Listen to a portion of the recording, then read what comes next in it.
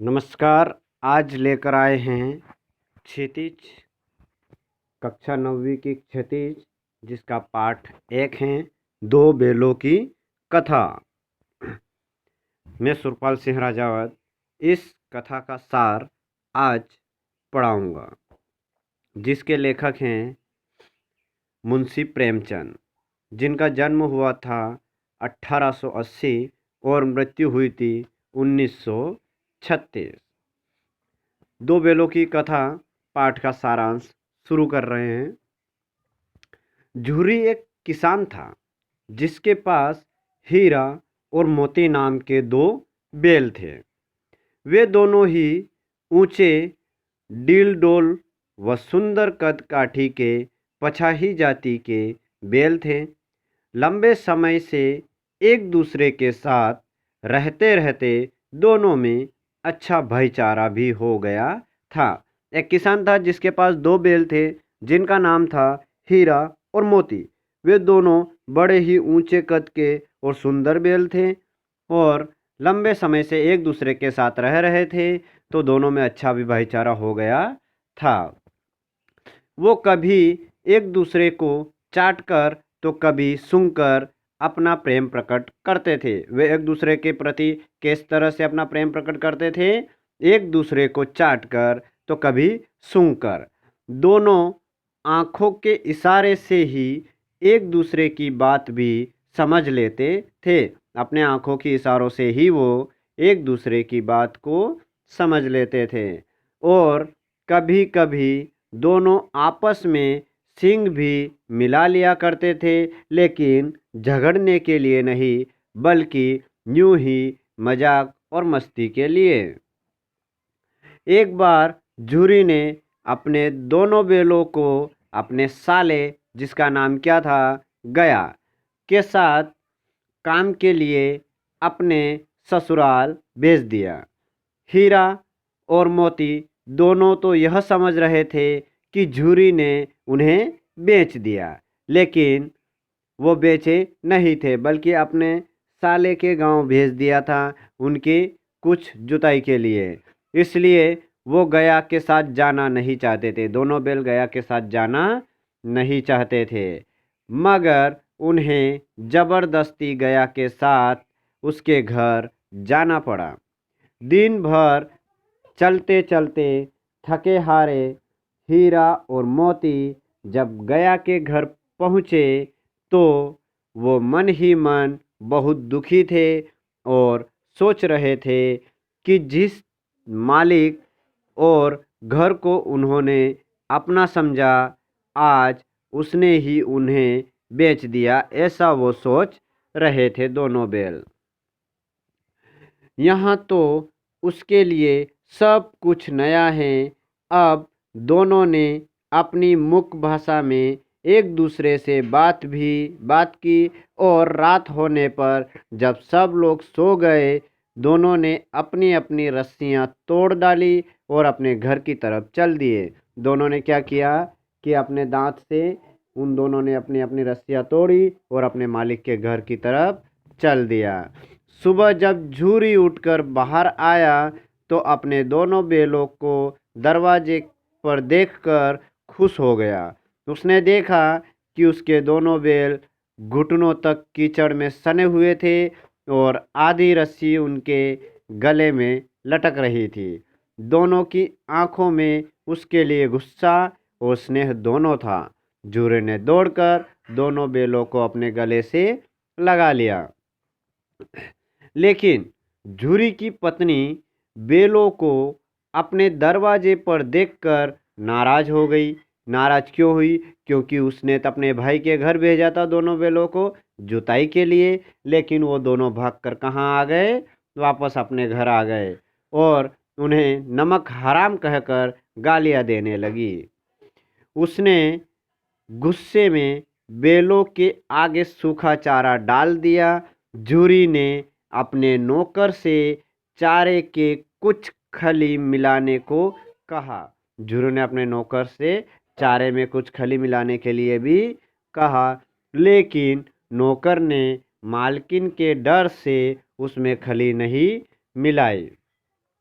दूसरे दिन गया दोबारा हीरा और मोती को लेने के लिए आ गया। अपनी बहन के वहाँ पर हीरा गया दूसरे दिन फिर हीरा और मोती को लेने के लिए आ गया।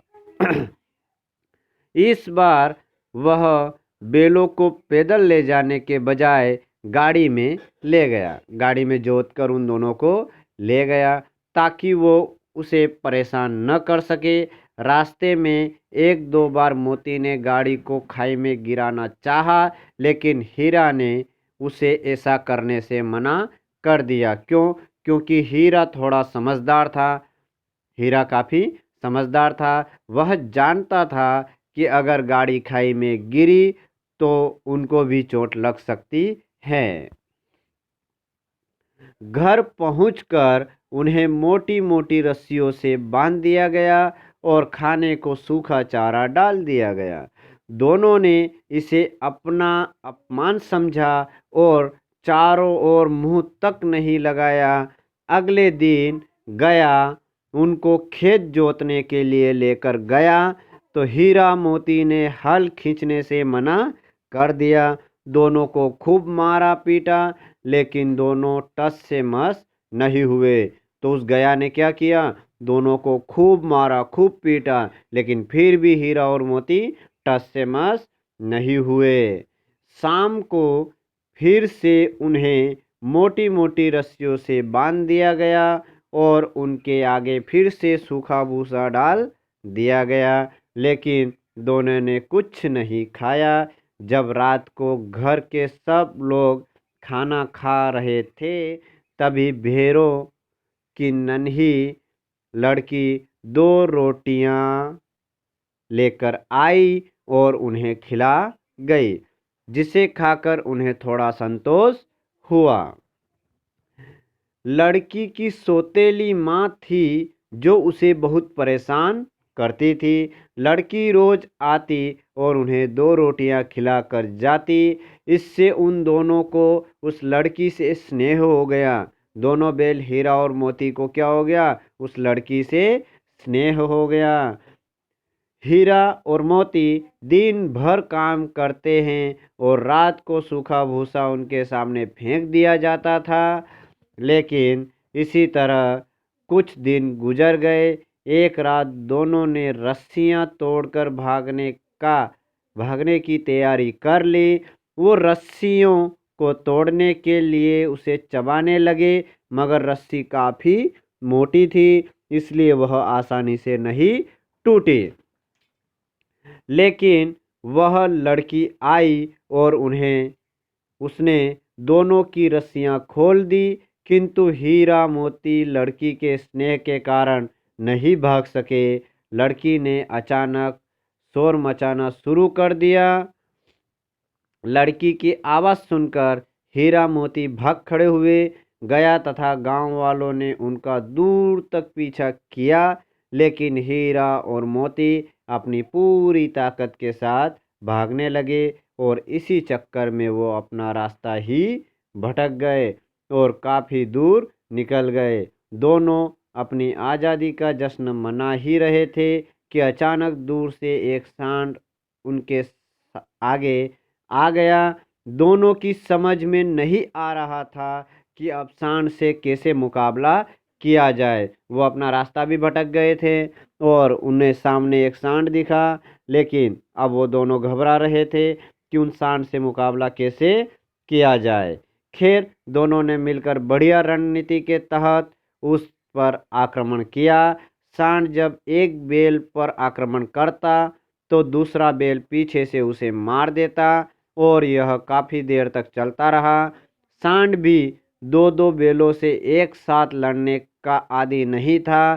तभी मोती ने उसके पेट में अपना सींग घुसा दिया, जिससे वह बेदम होकर गिर पड़ा। हीरा मोती को उस पर दया आ गई और वो उसे अधमरा छोड़कर आगे बढ़ गए। तभी उन्हें सामने मटर का खेत दिखाई दिया। भूख तो लगी थी, तो हीरा के मना करने के बाद भी मोती मटर खाने लगा। अभी उन्होंने कुछ ही मटर खाई थी कि दो आदमी लाठी लेकर वहां आ गए। उन्हें देखकर दोनों ने भागने की कोशिश की। कीचड़ में फंसने के कारण भाग न पाए और पकड़े गए। उन लोगों ने उन्हें पकड़कर कांजी हाउस में बंद करवा दिया। कांजी हाउस पहुंचकर उन्होंने देखा कि वहां पहले से ही कई और जानवर जैसे घोड़े, भैंस, बकरियां भरे पड़े थे। उनमें से कुछ बहुत कमज़ोर थी तो कुछ मुर्दा हालत में थी। अब उन्हें पकड़कर एक कांजी हाउस था जहां पर बंद कर दिया, लेकिन पहले से वहां बहुत सारे जानवर बंद पड़े थे, जैसे भेड़, जैसे घोड़े, भैंस, बकरियां, ऐसे बहुत सारे जानवर वहां पर बंद थे। वहां उन्हें दिन भर कुछ भी खाने को नहीं मिला। रात होने पर हीरा ने मोती से वहां से भागने की बात की और उसके बाद हीरा ने सींगों से दीवार पर मारना शुरू कर दिया। काफी मेहनत के बाद हीरा ने आधी दीवार गिरा दी।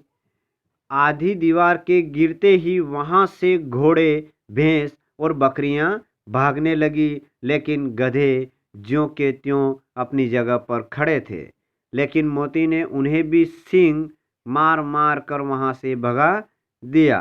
लेकिन हीरा खुद नहीं भागा, क्योंकि मोती मोटी रस्सी से बंधा था जिसको तोड़ना मुश्किल था। इसलिए वह मोती के पास आकर बैठ गया। अगले दिन चौकीदार ने यह सब देखा तो उसे हीरा और मोती पर बहुत गुस्सा आया।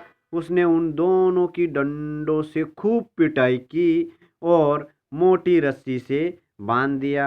इस तरह हीरा मोती को कांजी हाउस में बंद हुए 1 सप्ताह हो गया। उन्हें खाने पीने के लिए कुछ नहीं दिया जाता था। दोनों सूखकर कांटा हो गए थे।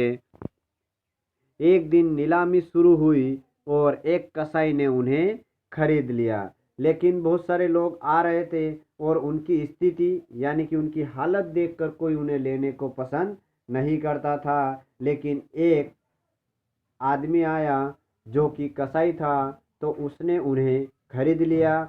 नीलाम होकर दोनों उस दड़ियल कसाई के साथ चले जा रहे थे। तब हीरा मोती को लगने लगा कि ये रास्ता उनका जाना पहचाना है। जब वो उस रास्ते से जा रहे थे तो अचानक से उन्हें वो रास्ता याद आ गया कि ये तो रास्ता जाना पहचाना लग रहा है, तो हम इस रास्ते से अपने घर पहुंच सकते हैं। उनके कमज़ोर शरीर में फिर से जान आ गई और उन्होंने भागना शुरू कर दिया। भागते भागते जूरी के घर पहुंच गए और थान पर अपनी जगह जाकर खड़े हो गए। जहां वो रोज़ बांधे जाते थे वहां जाकर वो खड़े हो गए। जूरी उन्हें देखते ही दौड़ा दौड़ा आया और उन्हें गले से लगा लिया। बेल भी जूरी को देखकर काफ़ी खुश थे। तभी दड़ियल कसाई भी बेलों को लेने वहां पहुंच गया। जूरी ने उससे कहा कि ये बेल मेरे हैं। इस पर कसाई कहने लगा कि मैंने इनको नीलामी से खरीदा है, इसलिए ये बेल मेरे हैं। और वह बेलों को ज़बरदस्ती ले जाने के लिए जैसे ही उनकी तरफ बढ़ा तो मोती ने उसे सींग से मारना शुरू कर दिया और फिर उसे भगा भगा कर गांव से बाहर कर दिया। उसके बाद जूरी ने नादों को खली, भूसा, चोकर और दोनों से भर दिया। हीरा मोती उसे चाव से खाने लगे। इतने में मालकिन ने आकर दोनों के माथे चूम लिए। अब ये था आज का पाठ का सारांश, जो कि मैंने आप लोगों को बताया। अब दो बेलों की कथा जो पाठ है, इसके प्रश्न उत्तर पढ़ने के लिए आप क्लासरूम ऐप से PDF डाउनलोड कर सकते हैं और इसी सारांश को हमारे YouTube चैनल में देखने के लिए हमारा YouTube चैनल है SSR आक्या खुर्द। धन्यवाद।